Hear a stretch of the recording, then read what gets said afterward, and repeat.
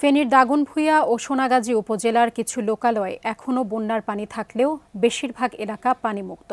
ফেনীর পরশুরাম আঞ্চলিক সড়ক থেকে বিস্তারিত জানিয়েছেন প্রতিনিধি দিদারুল আলম।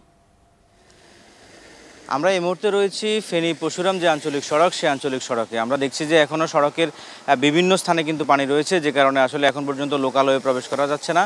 এবং গতকালকে থেকে আমরা দেখেছি যে এখানে আশ্রয় কেন্দ্রগুলোতে যারা আশ্রয় নিয়েছে তারা কিন্তু আস্তে আস্তে বাড়ি ফিরে যাচ্ছে। এবং আমরা বেশ কয়েকজন যারা আশ্রয় কেন্দ্রে ছিল তাদের সাথে আমরা কথা বলেছি, তারা আমাদেরকে যেমনটি জানিয়েছেন যে তাদের অনেকেরই আসলে কাঁচা ঘর ছিল। তারা বলছেন যে আসলে এখান থেকে যাওয়ার পরে তাদের বাড়িঘরের কী অবস্থা আছে তারা সেটা জানেন না, তবে তারা জানেন যে এতটুকু যে তারা ক্ষতির সম্মুখীন হয়েছেন এবং তারা বড় ধরনের বিপর্যয় তাদেরকে কাটিয়ে উঠতে হবে। এবং আরেকটি কথা বলে রাখি, যেটি হচ্ছে জেলা প্রশাসনের সহায়তা ছাড়া আসলে বাইরের সহায়তা এখন আজকে দিনে আসলে তেমন একটা দেখা যাচ্ছে না। আমরা আসলে সকাল থেকে দেখেছি সেনাবাহিনী, নৌবাহিনী এবং যে সকল সরকারি সংস্থা রয়েছে তাদের গাড়িগুলো কিন্তু আসলে ফুলগাজী, পরশুরাম, ছাগলনাইয়ের দিকে যাচ্ছে এবং সোনাগাজীর দিকে যাচ্ছে।